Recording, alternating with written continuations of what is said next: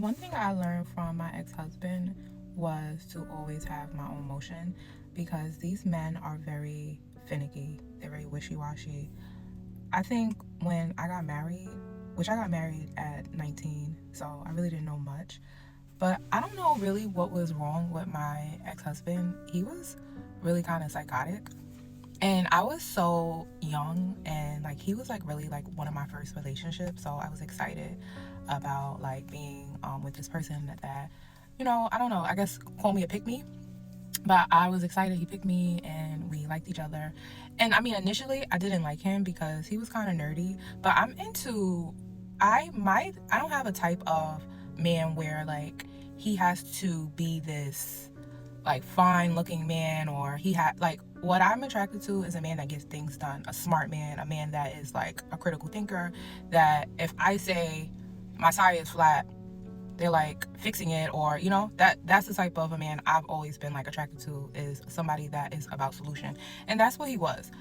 However, when we did get together, there was a lot of red flags. And like when I was young, I didn't know what red flags were. I know that there were things I really didn't like that he did, and I didn't have a voice. And as I'm getting older now, I'm changing, I'm growing. Even with like relationships with friends, the things I've tolerated in the past, I no longer tolerate.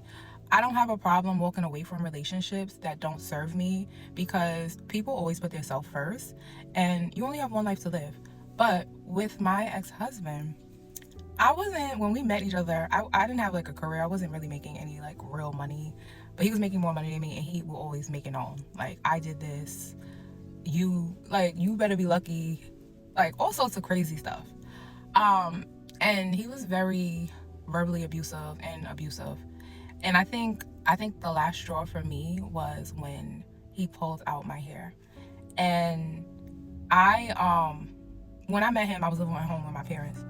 I didn't want to go back home because I felt like I was grown or whatever at the time. Like, I went back home when I was like 25, but I I was just like, at this point, I have to leave because this man will murder me. I already, it's either he's going to kill me or I'm going to kill him. And it was getting to that extreme. But the very last straw was I had box braids, and this is before knotless was a thing. So the braids with a knot. He pulled out my hair to the point where I couldn't wear a middle part for like 2 years. Luckily it fully grew back, but if you could imagine, it was like a circle. But I'm looking at so many like DV cases and women not leaving, or like their husbands killing them, or their baby fathers or partners. And it is a real thing where you have to learn just to leave. And like, it was a humbling experience because like I moved, I thought I was going to be with this man, and I had to move back home. I think it is okay to leave when you know that something isn't serving you. So that can be with relationships with friends, that could be with your partner, it could be with anything in life that doesn't serve you, it could be with a job, whatever, because we only have one life to live. And I think that relationship has really structured how I vet or date men. If I feel that they have some form of anger issues, or their tone, the way they speak to me, I would not go forward with it, because being in a cycle of abuse is like very traumatic. And it's so many different things I went through at the young tender age that I should have never even experienced. But that's because at the time I really just didn't love myself or know better, and I didn't really have an outlet of like going to tell like my parents, or you think you're grown and you think you know everything. But at the end of it, I did end up leaving, and I went back home, and I was over it. And I just think that was the best decision. I got divorced at 25, and I was able to kind of salvage the rest of my 20s. I was able to date, make mistakes, and still like figuring out life. But I thought at that point, oh my God, my life is over. However, I do think women have to learn how to just leave.